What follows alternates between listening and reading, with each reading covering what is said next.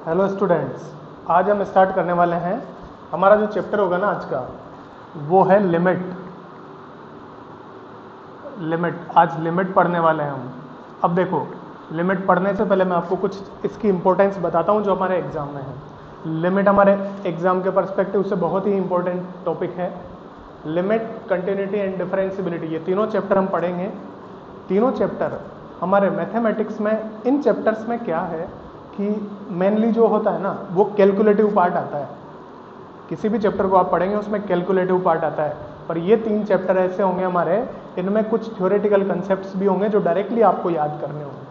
तो मैं जो भी बोलूँगा, मतलब मेरे वर्ड को आपको पकड़ना है, एक एक लाइन आप पकड़ेंगे, आपको अच्छे से एक एक कंसेप्ट को समझना है, क्योंकि उन्हीं छोटी छोटी चीज़ों पर क्वेश्चन पूछ लिया जाता है। क्लियर है? चलिए लिखते हैं हम लिमिट। जब भी हम लिमिट की बात करते हैं, मेरे दिमाग में सबसे पहले तीन क्वेश्चन आते हैं। लिमिट आपको किसकी निकालनी है? लिमिट ऑफ वॉट, किसकी लिमिट के बारे में हम बात करेंगे। नेक्स्ट हमारा क्वेश्चन होता है वाई, हम लिमिट क्यों निकालते हैं। तीसरा क्वेश्चन मेरा आता है हाउ टू इवेल्युएट लिमिट। ये तीन क्वेश्चन मेजर मेरे चैप्टर, मुझे टॉपिक देखते ही मेरे दिमाग में आते हैं। देखो, फर्स्ट क्वेश्चन का हम आंसर करें, अगर आपको बात करनी है लिमिट ऑफ वॉट, किसकी लिमिट आप निकालेंगे। हमने इस चैप्टर से जस्ट पहले फंक्शन पढ़ा है, तो हम लिमिट जो निकालेंगे ना, हमेशा लिमिट निकलेगी किसकी? आपकी फंक्शंस की आप लिमिट निकालेंगे। क्लियर? फंक्शन की लिमिट की बात हम करते हैं। क्यों करते हैं? इसका आंसर है टू रिमूव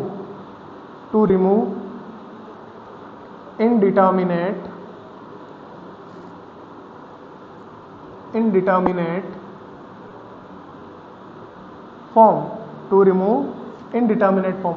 अब एक नया टर्म हमने पकड़ा, इनडिटर्मिनेट फॉर्म। ये क्या है?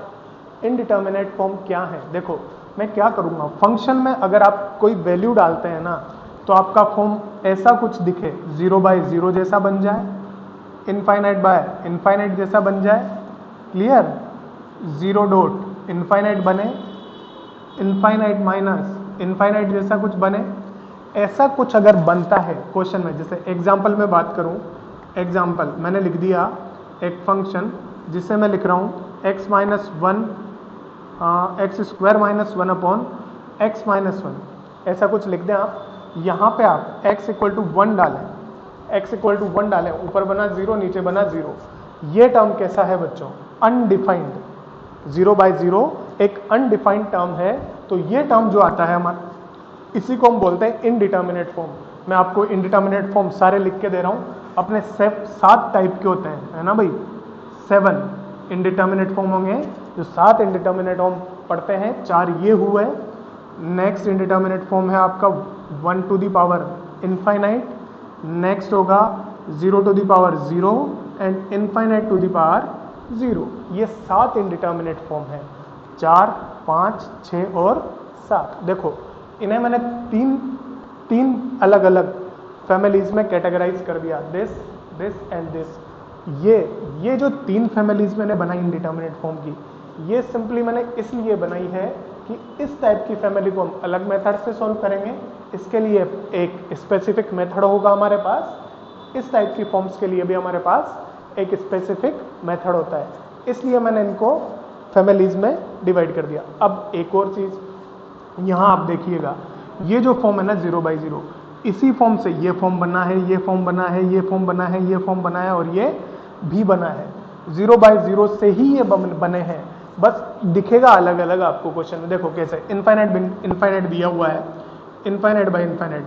क्या इसे आप 1/0 अपॉन 1/0 लिख सकते हैं? क्या इसी को मैं 0/0 लिख सकता हूँ? तो अल्टीमेटली ये कहाँ से आया है? 0/0 से आया है। क्लियर? ये बना है यहीं से, बस लिखने का तरीका दिखेगा अलग अलग। इसकी बात करूं 0 डॉट इनफाइनाइट को बच्चों मैं क्या लिख सकता हूं? देखो 1/0, तो ये 0/0 बना वापस से। क्लियर है? 1 टू द पावर इनफाइनाइट की बात कीजिए, आप लोग ले लें, इसका लोग लेता हूं, इनफाइनाइट बाहर आएगा ln 1। लोग 1 का वैल्यू क्या होता है आप जानते हैं? 0। जीरो डॉट इनफाइनाइट ये बना, ये वापस से यही बना देगा क्या? क्लियर है? बात पकड़ रहे हैं आप? मैं इसी से ये फॉर्म सभी यहीं से बने हैं। क्लियर है क्या? नेक्स्ट 0 टू द पावर 0, इसमें भी आप लोग लें 0 ln 0, log 0 आप जानते हैं जब बेस लोग का 1 से बड़ा होगा तब लोग किसे टेंड करेगा? Minus infinite. जब बेस 1 से छोटा होगा तो ln 0 किसे टेंड करेगा? Plus infinite. तो अल्टीमेटली ये भी क्या बन जाने वाला है? 0 डॉट इनफाइनाइट, मतलब वही फॉर्म आया। क्लियर है? सेम लोग इसमें ले लें 0 ln इनफाइनाइट। लोग इनफाइनाइट का वैल्यू भी आप जानते हैं क्या होता है? इनफाइनाइट। तो 0 डॉट इनफाइनाइट ये भी अल्टीमेटली वही फॉर्म आपका बन जाता है। चीज़ें क्लियर हुई? दूसरा क्वेश्चन आपका क्लियर हुआ। हम लिमिट किसी भी फंक्शन की सोल्व करेंगे, क्यों? किसे रिमूव करने के लिए? इनडिटर्मिनेट फॉर्म को। ऐसे कुछ फॉर्म्स आपको क्वेश्चंस में दिखेंगे, उन्हें रिमूव करने के लिए हम क्या सोल्व करते हैं? फंक्शन की लिमिट। हम फंक्शन की लिमिट सोल्व करते हैं। थर्ड क्वेश्चन है हमारा हाउ टू इवेल्युएट लिमिट। हम लिमिट सोल्व तो करेंगे पर कैसे? तो इसके लिए लिमिट को सोल्व करने के लिए हमारे पास कई सारे मेथड होते हैं, वेरियस मेथड्स जो एक एक करके हम पढ़ते हैं, एक एक करके मेथड हम पढ़ेंगे। देखो जैसे कि आप रेशनलाइजेशन,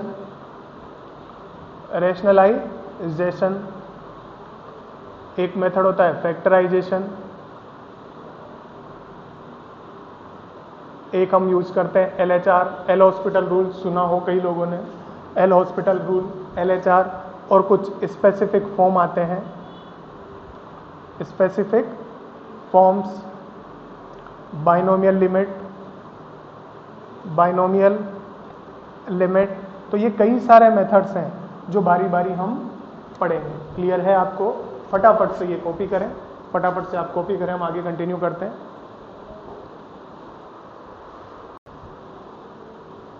चलिए, हुआ क्लियर? अब देखो, अब कंसेप्ट ऑफ लिमिट को हम एक एग्जाम्पल के थ्रू समझते हैं। एग्जाम्पल में ले रहा हूँ एक, ध्यान से समझिएगा बच्चों बिल्कुल। मैंने एक फंक्शन लिया f(x) इक्वल टू, इसे मैं लिख रहा हूँ x square minus 9 upon x minus 3 when x is not equal to 3 and when x equal to 3 function gives 0। Function का आंसर होगा 0। देखो फंक्शन डिफाइन है, जब x का वैल्यू अदर देन 3 होगा तब आपका function x square minus 9 upon x minus 3, उसका डेफिनेशन ये होगा। जब x का वैल्यू 3 होगा उस टाइम पे फंक्शन का वैल्यू होगा 0। क्लियर है? अब देखो कुछ बच्चे जो स्मार्ट होंगे उन्हें समझ में आ रहा होगा कि सर ये वाला जो टर्म है ये तो डायरेक्टली x प्लस 3 होने वाला है। ये पकड़ पा रहे हैं क्या आप लोग? x स्क्वायर माइनस 9 को x प्लस 3 x माइनस 3 में लिखूंगा, x माइनस 3 से x माइनस 3 कैंसिल होगा, डायरेक्टली एक लीनियर टर्म मिलेगा x प्लस 3। क्लियर है? तो आप इससे रिप्लेस ऐसे कर सकते हैं क्या? क्लियर है? अब बच्चों में इस फंक्शन का फोटो बना रहा हूँ, आप ध्यान से देखेंगे। इस फंक्शन का मुझे फोटो बनाना है x इक्वल टू 3 पे। ये देखो मैंने पॉइंट ले लिया x इक्वल टू 3, फंक्शन का वैल्यू हुआ 0 और बाकी जो फंक्शन का डेफिनेशन है ना वो एक लाइन दे रहा है हमें, स्ट्रेट लाइन। बस ये x इक्वल टू 3 पे डिफाइन नहीं है, x इक्वल टू 3 पे इसका वैल्यू 0 आने वाला है और बाकी लाइन मिलेगी y equal to x plus 3। तो फंक्शन का फोटो ऐसा बन जाएगा क्या? क्लियर है? अब जो हमारा लिमिट को लेके क्वेश्चन बनता है वो क्या होता है देखिएगा। Limit, find value of limit x tending to 3f(x)। ये जो लिमिट है इसे पढ़ा जाता है limit x tending to 3f(x)।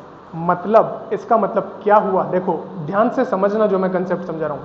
आपको फंक्शन का वैल्यू निकालना है कब? जब x3 को अप्रोच करेगा, मतलब x3 की ओर बढ़ रहा है। क्लियर है क्या?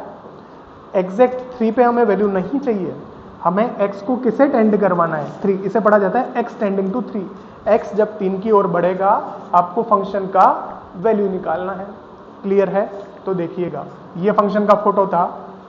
मैं x इक्वल टू 3 पे इस साइड से बढ़ सकता हूं या फिर इस साइड से बढ़ सकता हूं, ऐसे हम आए या फिर ऐसे चलें। दो साइड हो गई क्या फंक्शन के साइड बढ़ने की? तो देखो, ये जब वैल्यू निकालेंगे ना आप, तो मैं दो तरफ से बढ़ता हूं, आर एच एल और L H L, right hand limit, left hand limit. जब आप राइट साइड से बढ़ेंगे फंक्शन की ओर या फिर लेफ्ट साइड से, दो तरीके से आप फंक्शन की ओर बढ़ सकते, x इक्वल टू 3 की ओर बढ़ सकते थे। मैंने दो तरीके ले लिए, या तो राइट साइड से बढ़ूं या लेफ्ट साइड से बढ़ूं। जब राइट साइड से बढ़ूंगा राइट हैंड लिमिट बोलेंगे, जब लेफ्ट साइड से बढ़ेंगे उसे एल एच एल हम बोलेंगे। क्लियर है? देखो, जैसे मैं ये लेफ्ट साइड से मैं बढ़ रहा हूँ, लेफ्ट साइड से मैं 3 को अप्रोच करूंगा, x 3 को जाएगा, वैसे ही फंक्शन का वैल्यू कैसे बढ़ेगा? देखो, ये ऊपर बढ़ेगा क्या? फंक्शन का वैल्यू इंक्रीज होगा। जैसे जैसे मैं x 3 की ओर अप्रोच करूंगा लेफ्ट साइड से, फंक्शन का वैल्यू किसे अप्रोच करेगा? देखो, अगर यहाँ पे x इक्वल टू 3 आप डाल पाते तो ये किसे 6 देता क्या हमें? अगर मैं x को 3 डाल पाता तो क्या ये आंसर में 6 देता? तो मतलब मुझे समझ में आया कि जैसे ही मैं x को 3 अप्रोच करूंगा, मेरा फंक्शन का जो वैल्यू है ना, वो किसकी ओर बढ़ रहा है? ये देखो, इसकी ओर बढ़ेगा क्या? तो वो किसकी ओर बढ़ेगा? 6 की ओर।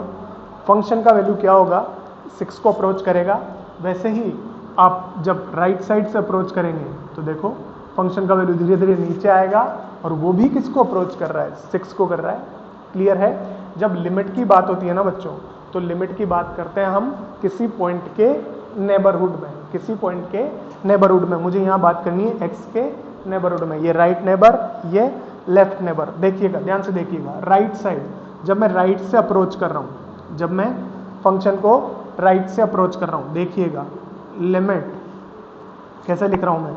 Limit x tending to 3 plus 3 से थोड़ा सा बड़ा, यहाँ कहीं थोड़ा सा हल्का सा, थोड़ा सा आगे हूँ मैं, है ना? 3 से जैसे ही मैं थोड़ा सा आगे हूँगा, देखो यहाँ पे x का वैल्यू क्या होगा बच्चों? थोड़ा सा, बिल्कुल थोड़ा सा आगे है ये। तो जब इस पे fx फंक्शन का वैल्यू क्या आने वाला है? 6.0000001। 6 से थोड़ा सा बड़ा होगा क्या? आप देख पा रहे हैं, ये दिखा 6 से थोड़ा सा बड़ा होगा। मैं अगर लेफ्ट साइड से अप्रोच करूं, लेफ्ट साइड से मैं बढ़ूं, तो मैं उसे लिखूंगा limit x tending to 3 minus, देखो 3 से थोड़ा सा पहले, ये देखो थोड़ा सा पहले फंक्शन का वैल्यू क्या होगा? 6 से थोड़ा सा छोटा होगा, fx मैं इसे लिखूंगा 5.9999, बहुत छोटा, 6 से माइन्यूट सा अंतर होगा, बहुत छोटा वैल्यू। क्लियर है? ये जो 3 से थोड़ा सा पीछे और थोड़ा सा आगे, दोनों वैल्यू निकाले बच्चों। क्या अप्रोक्सीमेटली आप इन दोनों वैल्यूज को इक्वल बोल सकते हैं क्या? अप्रोक्सीमेटली मैं इन दोनों वैल्यूज को इक्वल बोल पाऊंगा क्या? बोल सकता हूं। अप्रोक्सीमेटली दोनों वैल्यूज इक्वल आ रहे हैं, मतलब मेरा फंक्शन का वैल्यू, फंक्शन का लिमिट x टेंडिंग टू 3, यहाँ x टेंडिंग टू 3 पे फंक्शन का वैल्यू क्या आ जाएगा? अप्रोक्सीमेटली 6। ये फंक्शन का लिमिटिंग वैल्यू मैं निकाल पाया। ये फंक्शन का लिमिटिंग वैल्यू निकाला आपने कब? जब x किसे अप्रोच कर रहा था? 3 को। टर्म्स आपको समझ में आई? मेरे पास x को 3 को अप्रोच कराने के दो तरीके थे, मैं राइट साइड से कर सकता हूँ या लेफ्ट साइड से। जब मैंने राइट साइड से किया, मैंने लिखा 3 प्लस 3 से थोड़ा सा बड़ा, 6 से थोड़ा सा बड़ा मिला। लेफ्ट से किया 3 से थोड़ा सा हल्का सा छोटा हम आए, और मैंने क्या लिखा? मैंने क्या लिखा यहाँ पे? 5.999, 6 से थोड़ा सा छोटा मुझे वैल्यू मिला होगा। दोनों वैल्यू अप्रोक्सीमेटली इक्वल थे, इसलिए मैंने लिमिट का आंसर दिया 6। बच्चों बात क्लियर है? अब ध्यान से मैं जो बोल रहा हूँ पॉइंट ध्यान से सुनिएगा। क्या फंक्शन का लिमिटिंग वैल्यू जब x 3 को अप्रोच कर रहा है, वो डिपेंड कर रहा है क्या कि फंक्शन x इक्वल टू 3 पे डिफाइन है या नहीं है? फंक्शन के वैल्यू x इक्वल टू 3 पे वो डिपेंडेंट है क्या? डिफाइन है या बाद में बात करेंगे? क्या वो x इक्वल टू 3 पे जो फंक्शन का वैल्यू है उस पर डिपेंडेंट है? x इक्वल टू 3 पे 0 था, x इक्वल टू 3 पे 0 था, क्या फंक्शन का लिमिटिंग वैल्यू उस पर डिपेंडेंट है? नहीं है। मतलब फंक्शन का जब आप सोल्व करेंगे लिमिट, तब आप फंक्शन का जो फंक्शनल वैल्यू होगा एक्स, देखो यहाँ पे दो टर्म्स, पहले दो टर्म्स, ये जो वैल्यू निकाली ना मैंने बच्चों, मैं इसे बोलूँगा लिमिटिंग वैल्यू, ये फंक्शन का लिमिटिंग वैल्यू है। एक और टर्म मैं f(3) मतलब 0 ये बात करूं, ये फंक्शन का फंक्शनल वैल्यू है, इसे मैं बोलता हूं फंक्शनल वैल्यू। x=3 पे जो फंक्शन का वैल्यू आया वो फंक्शनल वैल्यू है, और लिमिट x3 को अप्रोच कर रहे हैं ये लिमिटिंग वैल्यू है। क्या लिमिटिंग वैल्यू फंक्शनल वैल्यू पर डिपेंडेंट है? नहीं है। मतलब सीधी सी बात, फंक्शन का जब आप लिमिट सोल्व करते हैं ना, जब फंक्शन का लिमिट सोल्व करते हैं किसी पॉइंट पे, तो वो उस पॉइंट पे फंक्शन का जो वैल्यू है उससे इनडिपेंडेंट होता है, उस पर डिपेंड नहीं करता। ये पॉइंट मैं आपको बाद में लिखाऊंगा, ये यहाँ से समझ में आपको आना चाहिए। क्लियर है? चाहे यहाँ पे फंक्शन डिफाइन होता या नहीं होता, मुझे उससे फर्क नहीं पड़ता, मेरा लिमिटिंग वैल्यू तो 6 ही आने वाला था। क्लियर है? ये लिमिटिंग वैल्यू है और ये फंक्शनल वैल्यू है। क्लियर है? ये चीज़ समझ में आई आपको? अब इसी को मैं आगे एक्सटेंड कर रहा हूँ। देखो ये तो बेसिक क्वेश्चन हो गया बिल्कुल, जो आप आसानी से सोल्व कर लेंगे, पर जो हमारा जेई का पैटर्न है, जो एग्जाम में अब क्वेश्चन आने वाले हैं, वो एक्सटेंशन में आपको लिखवा रहा हूँ, इसी क्वेश्चन का एक्सटेंशन। क्लियर है? फर्स्ट एक्सटेंशन आप लिखिएगा, फर्स्ट एक्सटेंशन आप लिखिएगा। देखो मैं क्या करने वाला हूँ, मैं फंक्शन का लिमिट सोल्व कर रहा हूँ x टेंडिंग टू 3+, मैंने यहाँ लिखा fx और इसका ले लिया बॉक्स। बॉक्स का मतलब आप समझ गए होंगे बच्चों, GIF, greatest integer function. Greatest integer function ये आपको क्लियर हुआ होगा, क्या समझ में आया होगा? अब GIF है, आप देखें यहाँ पे ध्यान से देखें, मैं पहले लिमिट सोल्व करूँ या पहले बॉक्स? पहले लिमिट सोल्व करूँ या बॉक्स? इसे देख के क्लियरली समझ आता है कि पहले सर आप लिमिट सोल्व करें देन बॉक्स। क्लियर है? चलिए यहाँ मैं लिखता हूँ, मैंने यहाँ पर पहले क्या सोल्व किया, लिमिट x टेंडिंग टू 3+, 3 से जस्ट आगे ये देखो 3+, क्या था वैल्यू फंक्शन का? फंक्शन का वैल्यू था 6.00001, मतलब अब ग्रेटेस्ट इंटीजर मुझे आंसर में क्या देगा? 6। समझ में आया होगा क्या? ऐसे कुछ क्वेश्चन अब बनते हैं जेई में। मैं इसी का एक्सटेंशन 2 ले लूँ, लिमिट x टेंडिंग टू 3-, ये fx हम लिख देते हैं। क्लियर है? ये क्या बनेगा? 5.9999 ऐसा कुछ आएगा। ये क्या देगा आपको आंसर में? 5 देगा। दोनों चीज़ें ये क्लियर हुई होंगी आपको, दोनों एक्सटेंशन क्लियर हुए होंगे। आप फटाफट से कॉपी करें, मैं 2-3 एक्सटेंशन और ले रहा हूँ इसी पे। क्लियर है? लिखें।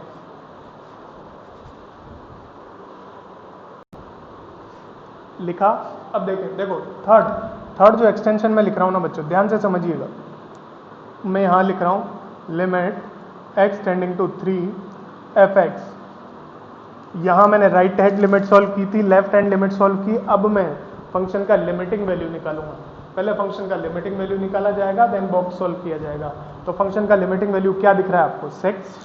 फंक्शन का लिमिटिंग वैल्यू आ रहा है 6। बॉक्स के अंदर 6 दिखेगा बच्चों, आंसर 6 आएगा। क्या ये क्लियर हुआ आपको अच्छे तरीके से? जो फोर्थ एक्सटेंशन है ये थोड़ा सा अच्छा है, आप ध्यान से समझिएगा कैसे मैं कर रहा हूँ। लिमिट मैंने लिखा बच्चों, लिमिट x टेंडिंग टू 3+ और बॉक्स के अंदर fx। इस बार बॉक्स फंक्शन पे लगा हुआ है। अब देखें, इस बार पहले बॉक्स सॉल्व करें या लिमिट? इस बार पहले बॉक्स सॉल्व होगा फिर लिमिट सॉल्व होगी। क्लियर है? इस बार पहले आप बॉक्स सॉल्व करेंगे फिर फंक्शन की लिमिट सॉल्व करेंगे। ध्यान से सुनना मैं जो बोल रहा हूँ। देखो जब बच्चों x 3+ है, 3 से थोड़ा सा बड़ा है, 3 से थोड़ा सा बड़ा है, आप क्या सॉल्व करें? फंक्शन को सॉल्व करें। फंक्शन का वैल्यू देखो 3+ पे फंक्शन का वैल्यू क्या है? 6.00001, 6 से माइन्यूट सा बड़ा। क्लियर है? मैं लिख देता हूँ इसे। तो ये चीज़ क्या बन जाएगी? Limit x tending to 3+, box के अंदर 6.00001, बहुत छोटा, बहुत थोड़ा सा बड़ा होगा, ऐसा बनेगा क्या? अब आप किसे सॉल्व करें, बॉक्स को सॉल्व करें पहले, तो ये क्या बनेगा, limit x tending to 3 plus, यहाँ आया बॉक्स सॉल्व हुआ होगा तो इसका वैल्यू आया 6। अब मैं क्या सॉल्व करूं, लिमिट सॉल्व करूं, तो मुझे दिखा कि ये तक यहाँ पे तो कांस्टेंट फंक्शन है, कांस्टेंट फंक्शन आप लिमिट चाहे उसकी सॉल्व करें, आंसर तो बच्चों 6 ही आने वाला है, आंसर तो 6 ही आएगा क्योंकि फंक्शन कैसा था, कांस्टेंट। क्लियर है, ध्यान से समझना इस चीज को। पहले मैंने फंक्शन का वैल्यू निकाला किस पे, 3 प्लस पे, उसका बॉक्स सॉल्व किया, कांस्टेंट फंक्शन मिला, आंसर इसलिए 6 आया। क्लियर है। नेक्स्ट एक और मैं ले लेता हूं, एक और मैं ले लेता हूं, इसके लिए मैं ऊपर वाला एक्सटेंशन मिटा देता हूं, आप लोगों ने लिख लिए हैं ये, चलें ये भी ध्यान से समझिएगा, है ना भाई। चलो फिर आजकल यही ट्रेंड है भाई, यही क्वेश्चंस पूछे जा रहे हैं। लिमिट एक्सटेंड, सॉरी थोड़ा नीचे लिखते हैं हम, fifth extension, limit x tending to 3 box f x. Clear है, क्लियर है, ट्राई करें, सॉल्व करें। देखो सर जब x 3 को अप्रोच कर रहा है, x 3 को अप्रोच कर रहा है, देखो गलती कहाँ होती है सर, जब x 3 को अप्रोच कर रहा है, मैंने लिमिट सॉल्व की तो मुझे आंसर 6 मिल रहा है, मिल रहा है क्या, तो आप डायरेक्ट बॉक्स में 6 डालेंगे और आंसर 6 दे देंगे। पर बच्चों ध्यान दें, मुझे फंक्शन की लिमिट सॉल्व करनी है, x 3 को अप्रोच करेगा पर कितनी साइड से, 2 साइड, राइट साइड होगी और लेफ्ट साइड होगी, तो मुझे यहाँ पे दोनों साइड्स को सॉल्व करना होगा, LHL और RHL। मैं लेफ्ट साइड भी सॉल्व करूँ इसकी और राइट साइड भी सॉल्व करूँ। चलिए लेफ्ट साइड में ले लेता हूँ LHL, मतलब मुझे क्या करना है, फंक्शन का वैल्यू लेना है, कब, एक्सटेंडिंग टू 3 माइनस पे फंक्शन का वैल्यू देखें, फंक्शन का वैल्यू 5.9999 ऐसा कुछ आएगा, बॉक्स सॉल्व होगा, क्या मिलेगा, limit x tending to 3 minus 5, फिर से कांस्टेंट फंक्शन मिला इसलिए इसका आंसर हो जाएगा 5, इसका आंसर होगा 5। चलें नेक्स्ट मैं लिखता हूँ RHL, limit x tending to 3 plus, box में क्या दिखेगा 3 प्लस पे, 6.00000001, ये मुझे क्या देगा बच्चों, limit x tending to 3 plus 6, constant function, answer मिला 6, आंसर मिला 6। क्लियर है। अब देखो, अब यहाँ पे एक ट्विस्ट है, LHL 5 आ रहा है और RHL 6 आ रहा है। LHL और RHL बच्चों, जब भी LHL और RHL आपके इक्वल नहीं होंगे उस केस में मैं बोलता हूँ फंक्शन की लिमिट एग्जिस्ट नहीं करेगी, limit does not exist. Clear है। मैं इसी पॉइंट को ये मिटा रहा हूँ, मैं, आप लोग लिख लीजिएगा, मैं यहाँ पे लिखता हूँ, देखो यहाँ पे लिखता हूँ LHL is not equal to RHL, means limit does not exist, limit does not exist. Clear है, हमारी लिमिट एग्जिस्ट नहीं करती है, जब कभी LHL और RHL इक्वल ना हो लिमिट एग्जिस्ट नहीं करेगी। मैं आपको ये भी लिखवा देता हूँ लिमिट एग्जिस्ट कब करेगी, देखिएगा, लिमिट एग्जिस्ट करने के लिए हमारा केस होता है LHL equal to RHL equal to a finite quantity, LHL और RHL दोनों इक्वल होने चाहिए और वो किसी फाइनाइट क्वांटिटी के इक्वल होने चाहिए, जो क्वांटिटी सेम होगी दोनों के लिए, सेम फाइनाइट क्वांटिटी के इक्वल होने चाहिए। LHL और RHL इक्वल हो for existence of limit, for existence of limit, ये सब मैं आपको लिखवाऊंगा, ये सब हम पढ़ेंगे। एग्जिस्ट कब करेगी लिमिट, कब कब नहीं करेगी, है ना। जनरली मुझे यहाँ दिखा LHL RHL इक्वल नहीं थे इस केस में, इसलिए इस केस में लिमिट एग्जिस्ट नहीं कर रही है। क्लियर है, फटाफट से लिखें। देखो बहुत इंपॉर्टेंट कंसेप्ट है और जेई के लिए आपको यही पढ़ना पड़ेगा। मैं आसान क्वेश्चन भी आपको करवा सकता हूँ, वो आपको समझ में सब आएंगे, पर एग्जाम पॉइंट ऑफ व्यू से क्या इंपॉर्टेंट है मैं वही चीज़ लेके चलूँगा। क्लियर है, लिखें।